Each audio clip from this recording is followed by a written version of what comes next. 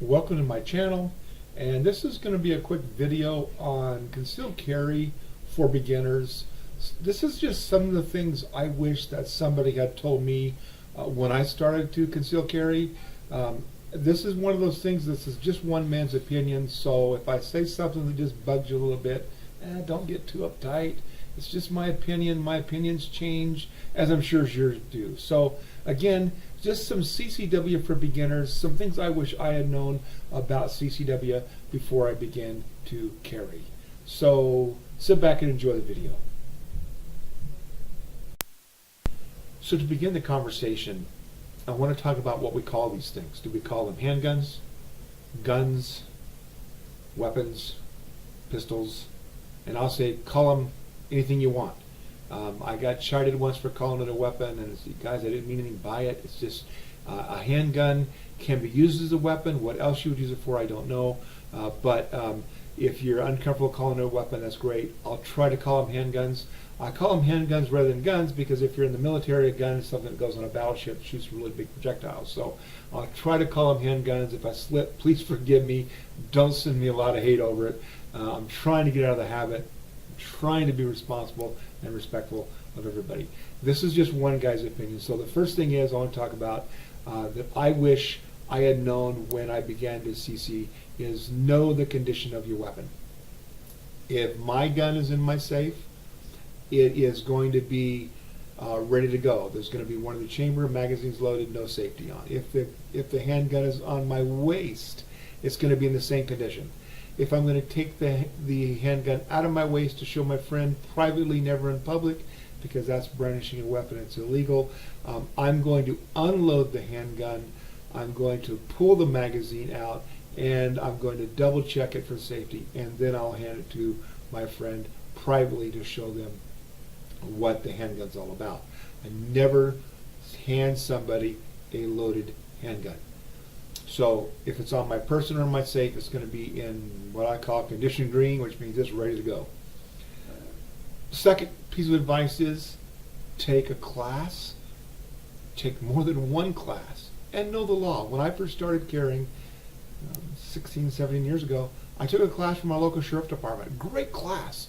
I still remember the two guys that taught. I remember their names. It was just really great. All right, I enjoyed myself. I learned a lot about self-defense, and I learned about what the law was. Since then, now my state has an enhanced permit. I went back and took training again and got the enhanced permit, which was basically, I think, a full 8 hours, 4 hours in the classroom, and then range time. Take as much training as you can possibly afford. You cannot have too much training. Even after you take your initial permit training, or you take your any kind of handgun training at all, and know the laws, take additional self-defense training. Take training that teaches you how to shoot in different conditions, like at night, or maybe some stuff you can't do at a standard range. Take as much training in self-defense as you possibly can. You cannot take too much training. So take training and know the laws in your local state. You really need to be aware of when you can draw that weapon and shoot, and when you cannot. Remember, the goal of self-defense is not to kill somebody. It's to stop a threat. So again, know the laws in your state, know how they apply, and know what's acceptable and what's not. Guys, this is a mind game. I am not ex-military. I wish I could have served, but because of some physical parameters, I could not. My uncles all serve in the military. I have a great military tradition in my family. But I'm not military, so I've never been under fire. I don't know what it's like to have bullets zigging over my head. So I've had to really think, okay, if I get in a situation where I have to draw my weapon and use it, could I? If you can't answer the question as to whether you can put lead down range and possibly fatally injure someone, do not conceal carry. You have got to come to grips with whether or not you can actually use the handgun in a self-defense posture. I talk to people all the time, and they say, you know, Don, I couldn't do that. I said, great, then don't conceal carry. Don't even bring one out. Don't. If you want to own a handgun and go practice, great, but don't conceal it. Don't have it on your person if you can't get past that in your head. And again, I've never had to do it, so I don't really know, in all fairness, how I'm going to respond under fire. would like to think that I worked it in my mind and could do so, but the fact is you never know until you have to do it. And I hope you never have to. I hope I never have to. Again, it's a mind game. A couple of things I know about self-defense and carrying is that if it's not comfortable, you're not going to want to do it. And when you first start, you get your first holster and stuff, and you start trying to carry, it's not going to be comfortable. I carry on my right side, not because I'm right-handed, well, I am, but I'm left-eye dominant, so I tend to carry on my right side. My left side is just not comfortable. Could I get used to it? Probably, but I have a better draw and purchase on the weapon on the right side, so even though I'm left-eye dominant, I'm attempting to learn how to shoot both right and left-handed. It's never comfortable when you start. I have got a drawer full of holsters. I've got a whole bunch of holsters out here that I'm going to show you, and I've got holsters I'll never carry again, only because I can't give them away. When somebody comes in and, hey, Don, I learned how to conceal carry. I need a holster. I might have one for you because I've got a bunch. It takes a while to get comfortable carrying, and it takes a while to find holsters that you like. I want to talk to you first about the thing that I've only learned in probably the last year or two, and that is if you're going to start concealed carrying, get yourself a good gun belt. I happen to have one right here. This is what I would consider a good gun belt. What makes a good gun belt? Well, first of all, if you'll look on the back side of this, you can see that the adjustments on here are in 1/4 inch increments, not 1 inch, which means I can fine-tune how tightly that belt wraps around my person, in which case how tightly it will suck that gun up into my waistband. Secondly, I want it to look like it's a real buckle, not like it's a gun belt. So this looks pretty real. I know there's a notch at the top. I know there's a notch at the bottom. The notch at the bottom is designed as a release so you can actually undo your belt. That's what that's for. What makes a good gun belt? Well, let me just grab a quick holster here. And I'm going to actually put this, no, not that one. I'm going to put this on the gun belt without even being on my person. And I'm going to take the handgun this is used for. And all my handguns have been safety checked. So once I close the breech, you're not going to have to worry about them. Pretty tight. They've all been safety checked. There's no ammunition anywhere near this demonstration. So you can see that this will actually hold my gun belt. It doesn't flop around. So forgive me, ladies, but when I go use the restroom and I drop my trousers, the trousers are going to go down, the handgun is going to stay in the belt. It's not going to flop around like it would with another kind of belt. That's a good gun belt. Having a good gun belt is absolutely critical to being able to carry easily. I didn't realize it until I finally got a good gun belt, and I thought, man, look what I've been missing all these years. This is so much easier to carry with a good belt. So I've now convinced my kids that they need to buy good gun belts. These are about $60. You can buy them on Amazon cheaper, but make sure you buy one that's a good belt. Let me tell you what I mean. It needs to be able to hold your handgun securely. You need to not be able to pinch it. So, I mean, maybe if I pinched this hard, I might get a little bit of movement out of it. But it needs to be really, really stiff. I like the fact that this adjusts in 1/4 inch increments, and I like the fact that it looks like a regular belt, so I can wear this in a dress belt situation and not be concerned. Those are things, in my mind, that are important for a good gun belt. Also, thickness is important. This will hold a standard 1.5 inch clip. A lot of the holsters that I carry are all 1.5s. You can get them in 1.7s. But they're all 1.5s. One of my family members went out and got a gun belt. It was a 2-inch belt. He loved it, but he couldn't find a holster that would go with it. So make sure that your belt matches your holster. 1.5 is where all my holsters are, and that's the size belt that I have. So let me just toss that aside. The next one is probably, I need to talk about holsters, and there's a bunch of them. So let me just show you what some of them are. This is a leather holster, and by the way, all these will be in the waistband. Since I conceal carry, I think I have a couple holsters that are outside the waistband, but even when I'm carrying around the house, I carry in the waistband. This is a great little leather holster. I have this for my 357 Magnum, which is right here. I actually bought this in Arizona. I was going to go do a trip and forgot my holster, so I had to stop by a local store and grab one. This is what I found. I actually found this is my favorite holster for this particular gun. So leather, you can't go wrong with leather. Leather's going to form fit to your handgun after a while. Man, there's just nothing like the feel of a good leather holster. I like this for this particular handgun. I think I only have 2 other leather holsters, so I don't carry a lot of leather holsters, but if you like leather, man, it's hard to beat them. They're tough and durable and rugged and all that kind of cool stuff. Then the next one I want to show you is kind of a hybrid. This is what I mean by hybrid holster. Actually, did I not bring the kite? Let me grab this one. I forgot one. This is a Kydex holster. This holster is what we call full Kydex. It's Kydex on both sides, and when the handgun goes in the holster, and by the way, this is a SIRT pistol, it goes in and you'll hear a nice little click. That's where your retention is. Your retention can be usually adjusted. This is one by a company called Vetter Holsters. I really like these things, guys. I've carried Vetter holsters for a long time, and I know there's a ton of companies out there that carry Kydex holsters. My favorite is Vetter, and I've tried several. Haven't tried them all. Don't have that kind of money. But if you haven't tried Vetter holsters and you're looking for a holster, these are a great choice. I really like these things. Again, you can just adjust the retention. The handgun just snaps in and it's nice and tight. I would do the upside down test, and I can do that, but every now and then you'll see a holster that doesn't do that well, and you always test it. I'm old, I'm not flipping.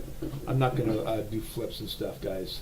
I'm old enough where I don't do that anymore. Again, and then the next kind is going to be what I call hybrid. That means that there's Kydex on the front and probably some kind of leather backing or some kind of a material backing to wick the moisture away from your body. I got this holster from my son, who really likes this style of holster, and this actually fits this original shield. And you can still tell, even though it's hybrid, you still get that nice click when it goes in. That's the Kydex snapping in. Now there's not as much retention because you've only got Kydex on one side, but it's still enough. And a lot of people like these. Now I've kind of gotten away from them, and even though there's sometimes I still carry this holster because depending on what I'm wearing, it's comfortable and I can go all day with it, and the gun's nice and secure, and just a great holster. That's a hybrid. There's another style of hybrid that I actually have started really enjoying, and that's this kind. Now this is kind of a half hybrid, has a single clip rather than a double clip.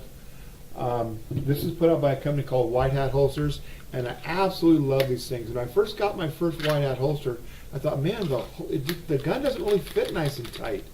Well, if I'd have read the instructions, once you put this on, and once you get a little bit of belt retention, you get really good retention. These things come in and out like butter. I absolutely love these. These are my favorite holsters at this point. This could change, but I have a White Hat holster for every handgun I own. I really love these things. They're not too wide for my body. They're comfortable. They fit on my belt well. These are running at about a 15-degree cant. I think it's called an FBI cant, so it makes the handle real easy to get to.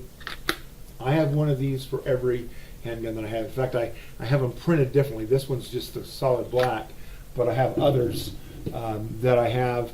For example, this one is a White Hat holster for the gun I have that I use with a light.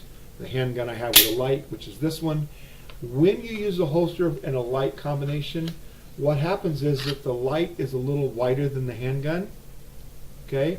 And so when your retention is really coming from the light more than it is the trigger assembly of the handgun. So they fit a little bit differently.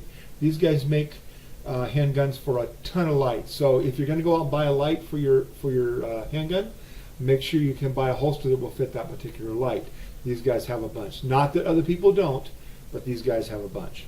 What got me turned on to these, actually, believe it or not, was I was looking for a holster for my 380 Auto EZ, and I couldn't find one from Vetter, and I couldn't find one from some other companies that I was looking for. I finally found one from this company called White Hat, and I've just stuck with them ever since. There's another kind of holster I want to talk about, just because I think it deserves mention. This is put up by a company called Brave Response. This will fit pretty much any handgun that I have, not the one with the light on it, but it'll fit this one. It'll fit my EZ, which is a 380 auto.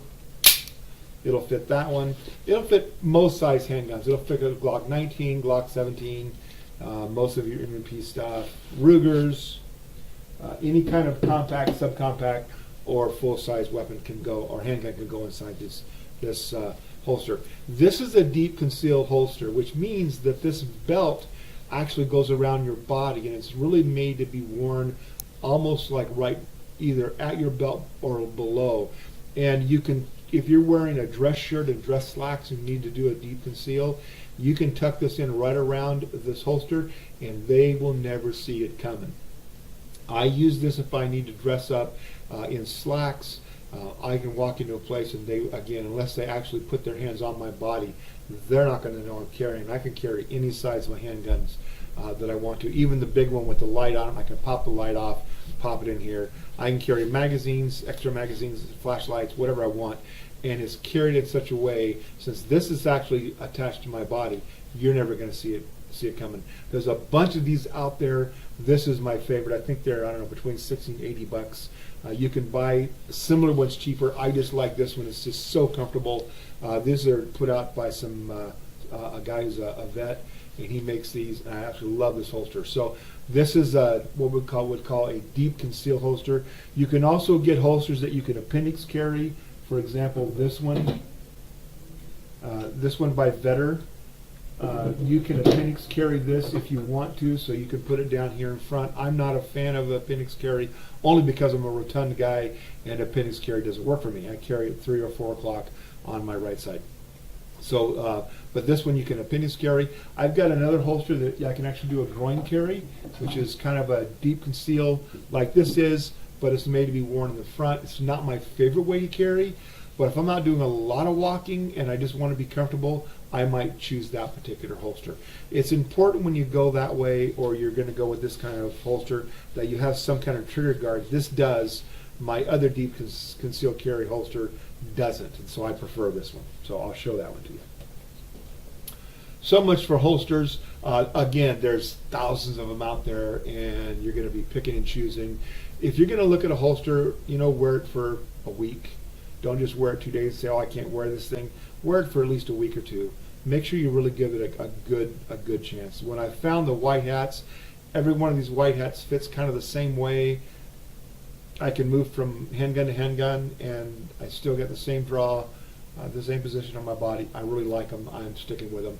But again, there's a ton out there. So holsters are really important. Let's talk types of handguns. There's really, for concealed carry, there's really a couple types. And many sizes. So let's talk about types. The first type I'll show you is a wheel gun. This is a 357 Magnum. This is has been checked. There's nothing in here. This is a great handgun to carry. It's the nice thing about revolvers is you've got 5 or 6 shots, and it's going to pretty much work every time. There's not much to go wrong. There's no safety. The safety is this 9-pound trigger pull. If I had it to do over again with this particular handgun, I would probably buy one that did not have a hammer for concealed carry. Reason being, the hammer can actually get caught in clothing. If somebody gets your shirt in between this cocked hammer and they get some kind of clothes in there and they get that caught in there, this gun is not going to fire. And so probably not the best, but I still would tell you, my first carry gun was a wheel gun. I still have that actually in my inventory. I prefer this one. It's has a little more. My first was a 38. This is a 357. I like it. It's light. I keep it in my safe. I'm ready to rock and roll at all times. But not the gun I carry every day, but I do carry it from time to time. Then there's a semi-automatic, and that is a gun very similar to this. It's going to be magazine fed. This one is a Smith & Wesson M.2. It has an Olight light on it, has night sights, has an Apex trigger, so I've made several modifications of this handgun as well. This will carry either 15 or 17 rounds. Really great handgun to carry. This is going to be the style of handgun that I carry somewhere along in this way. It does have a safety in the trigger right here. You can see it's got a little dingus. This little intrusion part is called a dingus. So if you don't have that pressed, the trigger can't depress.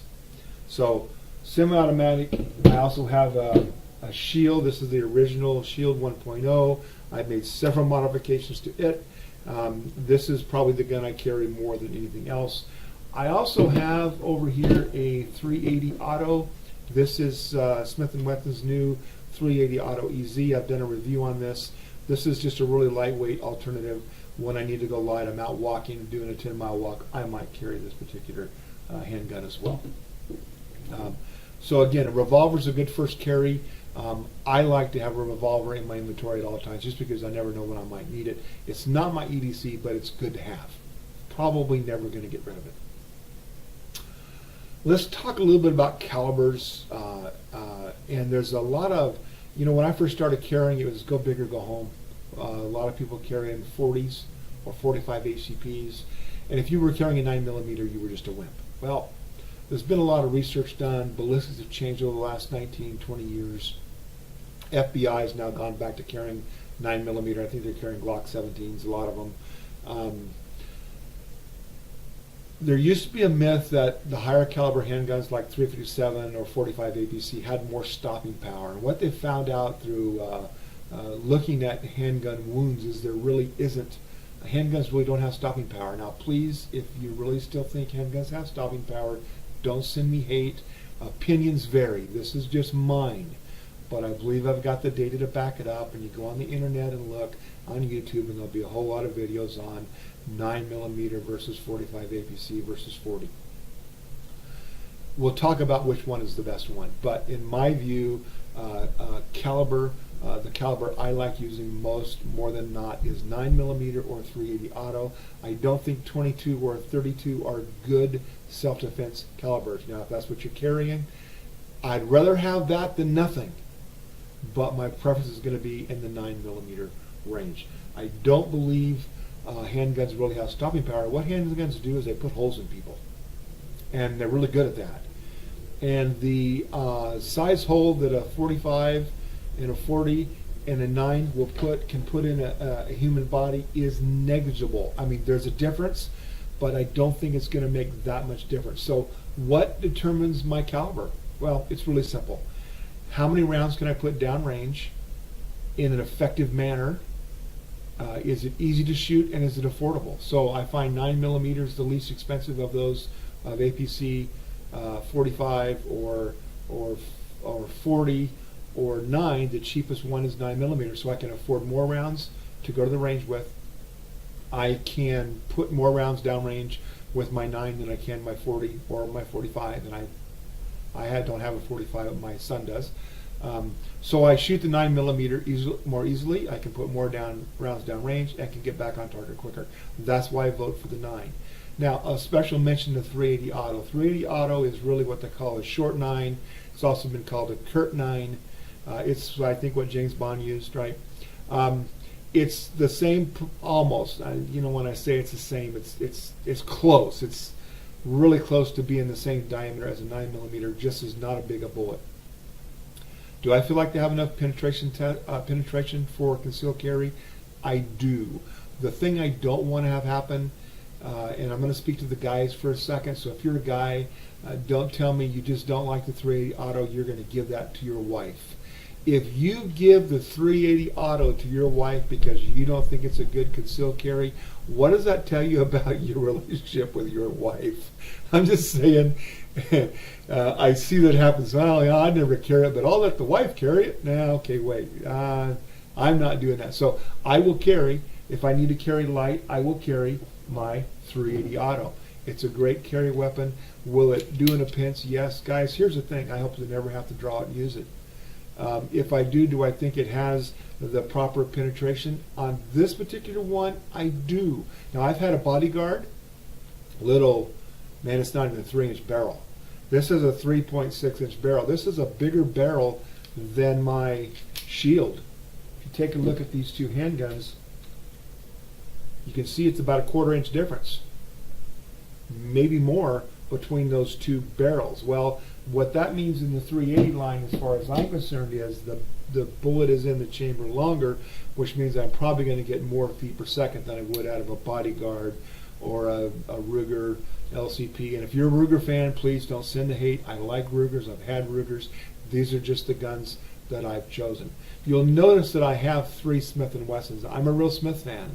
I've had 14 or 15 different handguns over my CCW career, and it just happened that I ended up with 3 Smiths. I don't know why. I think the Shield was given to me by my son. I think I bought it for him because it was too big for his big mitts. So I ended up with this one. I saw this one on the shelf at my local gun store and thought, man, that is the coolest thing ever. I got to have one of those. And the same thing, I was looking for a gun for my father-in-law, and I ended up with this crazy thing because I saw it and thought, that is the coolest 380 I've ever seen. I need to have one, and shot it. It is the softest shooting handgun that I have. It is just a dream to shoot. Love the thing. And will I carry it? Absolutely. So again, caliber, I like 9mm. I will carry a 380 auto. I really don't want to go bigger than that. If you do, great. If you can put 45 APC down range effectively, then by all means shoot a 45 APC. I have no trouble with that at all. Again, stopping power myth, look at it on the internet. There's a bunch of stuff out there, but it's my opinion that really what handguns do is put holes in people. Do I carry? How do I carry? And what condition is the gun in? I call it in condition green, which means I don't use a slide. I'm sorry, I don't use a safety. This handgun does have a safety. It's a hard working safety, and it's pretty low profile to the handgun. So what I've gotten used to is not using a safety. I've had handguns with safeties, then the question is the safety on or is the safety off? Which way did I leave it last? And I don't want to have to answer that question. If I need my handgun, I need to draw it, it's going to probably be drawing it pretty quickly. I don't want to worry whether my safety's on or not. Now, if you are not comfortable carrying a handgun without a safety, by all means use a safety. If you're in a state, some states require you to have safeties, and that's fine. My state does not. I have a safety on one of my handguns. I don't use the safety. When I draw the weapon, it needs to be ready to go. So then the other question is, how do I carry as far as where my munitions is? Some people want to carry with the magazine loaded and nothing in the pipe. So that means that before they can shoot the handgun, they actually have to draw the weapon, rack the slide, put it around in the chamber, and then shoot, put the safety on or off, whatever you're going to do. I've chosen to carry one actually in the pipe. I want this handgun ready to go at all times. Another just word of caution, if you're going to manipulate the slide in any way, there's a couple do's and don'ts. A lot of people, when they take the slide, they'll rack it back and then they'll follow it forward with their hand. That's a no-no, because what's going to happen is that bullet inside the magazine may not be able to be going into battery mode properly, and you're going to end up with a jam. Now what you have is a jam gun that's going to pretty much be a brick. Yes, you can practice on jamming guns. I prefer not to jam them to begin with. So when you go to rack the slide, bring the slide back and release it. Don't move your hand like that and then let your hand move forward. Take your hand off the slide and release it, or do it this way. Also, you'll notice something else. My hand, this is called how you hold the gun, or the purchase of the gun. You'll see my hand is indexed right here. Okay, I never move my hand off of index until I'm ready to actually fire the handgun. Never move your hand, because your hand, the next thing to move your hand down is what? The trigger. And if you're doing this and you're pulling your gun to rack the slide, and this gun moves forward and your hand jerks and hits the trigger, the gun's going to go off. Now, if your hand's still in the way, the gun's going to go off. You're going to get bit by the slide. You might end up jamming the next round coming in. Keep your hand off of the trigger until you are ready to shoot the handgun. The best safety you have is the one right here between your ears. Make sure you use it at all times. The last thing I want to talk about is practice. Man, guys, there is no substitute for range time. Well, a little bit. spend as much range time as you can. Spend range time on indoor ranges and outdoor ranges, because you might find your sight picture's different indoor than outdoor. Mine is. And I'm a firm believer in dry fire practice. On dry fire practice, what that is using a gun like this. This is a SIRT pistol, and it actually shoots a laser. No bullets in the gun. They're fake. This is modeled after a, you can get a model of that for a Glock 9 or a Glock 17, Glock 19, or a Smith & Wesson M&P or M&P 2.0. This actually is like a full-size M&P. I have the compact. Weight is pretty much the same. Purchase on the gun's pretty much the same. And it shoots a laser. Check that out. Every time I pull the trigger, it pops a laser. This one actually has a red and green laser, so I can actually do some different kinds of competition style shooting with my friends and scoring mechanisms and so forth. What this does is this, I have a laser system, LASR system. Software's about $120. I've got a target back behind me on the wall. I've got a webcam pointed at it. You want to get a decent quality webcam. I use Logitech's webcam. And then I've got computer software running on my computer, so when I shoot the target, it actually scores the targets as I'm shooting them. And I've got mine set up so I can do 1, 2, or 3 points. You can set up a variety of ways. You can buy different modules. You can do fast draw shooting. You can do competition shooting with a friend. You can do all kinds of different stuff with good dry fire software. Here's what it's done for me. Using the dry fire method has given me the ability to really obtain a good sight picture. I can, believe it or not, shoot with or without my glasses. And without my glasses, my vision is terrible. As long as I've got a good sight picture, I can still hit what I'm aiming at. So dry fire practice has really helped me get my sight picture. Look on the internet. There's also a whole conversation about when you go shoot a handgun, a lot of times your first shot is dead on, but then after that you start to deviate right or left, depending on your right or left-hand shooter. A lot of that is just flinching before you go to pull the trigger. What dry fire practice has done for me, it helps me not flinch. I know the bang's coming. I know the recoil's coming. Dry fire practice doesn't give me those, but what it's done is allowed me to just settle down and practice on concentrating on my sight picture, pulling the trigger. Just like in archery or many other sports, it's not just how you pull the trigger, it's how you follow through. The dry fire practice has improved my shooting 100%. I remember I started this about last December. I shot dry fire for a couple of months, hadn't even been to the range yet. Went down to California, went to the range with my little brother, and in 20 rounds I had totally destroyed the center of the target, brought the target in, and I won't tell you what my little brother said, but it had the context of, darn, man. Really? Because, you know, he's seen me shoot before, and dry fire practice allowed me to tighten up all my groups, allowed to get rid of all my trigger control issues, allowed me to get out of the habit of flinching when the gun goes off. All those bad habits we get into, dry fire practice has helped me with. And here's the cool thing. I've got a SIRT pistol. I can put 1,000 rounds down range in an evening with no problem at all during commercials. No kidding.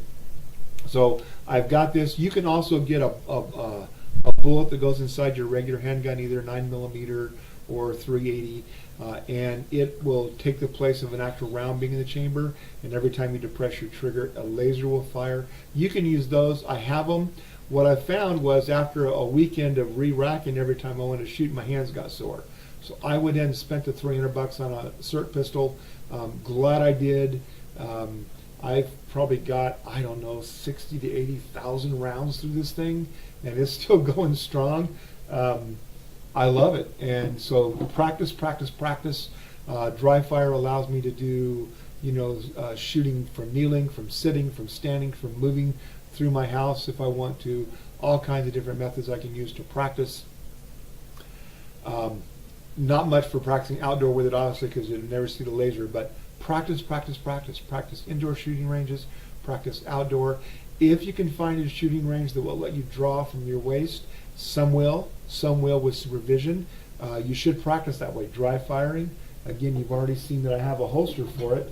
I'll put this holster on, I'll drop the handgun into the holster, I'll put it on my waist, and now I can practice all my dry firing from a drawing position. So again, practice, practice, practice.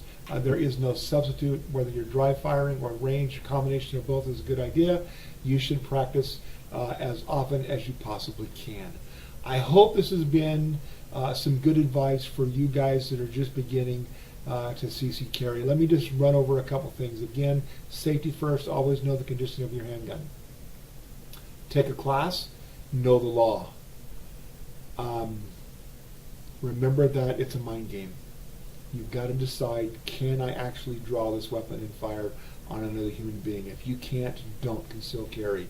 Go ahead and sell your gun and use it for practice, whatever, but don't carry it. You may never know until you have to do it. Don't be surprised at the outcome. This is a handgun is for self-defense. Your purpose is different than law enforcement. Law enforcement purpose is to stop the threat. It may be because they have to stop the threat and they're hiding behind a barricade and they could just walk away, but they need to stop the threat from hurting other people. Your job in self-defense is not necessarily that. It's different than law enforcement. It's different than military. I don't remember whether I covered that or not, but it is. So make sure you understand that your job is to stop the threat only. And if that means the threat is now running away from you, you don't shoot him in the back and tell the police follow the blood trail. Okay, it's not your goal. Your goal in self-defense is to get the threat to stop. And if he's running away from you, the threat is now stopped. It's not your job to catch him. It's your job to make sure you're out of danger. Be very clear about that. Effective gun carry means comfortable gun carry. Make sure you've got proper belt. Make sure you've examined several holsters. Make sure you're using something that's comfortable. Pick your handguns carefully. I just happen to end up with all Smiths and I like them. If you're a Glock fan, hey man, end up with all Glocks. Do a Glock 19, do a Glock 17, do a Glock 23, maybe a Glock 42, which is a 380 auto. Do those because they're great guns. Caliber is important. Whatever caliber you can effectively shoot and whatever you can shoot accurately is the best caliber for you. Again, I'd stay away from 22s or 25s or 32s. I would go at least 380 auto, if not 9mm. I keep one in the pipe. You do what works for you. You may not be comfortable carrying one in the pipe, especially if you're beginning. If you don't feel comfortable, don't do it because I said do it. Do it what feels comfortable for you and what makes sense for you. And again, practice, practice, practice. Thanks for watching. Stay tuned for in the channel. I'll be coming out some more videos soon. And again, thanks for watching.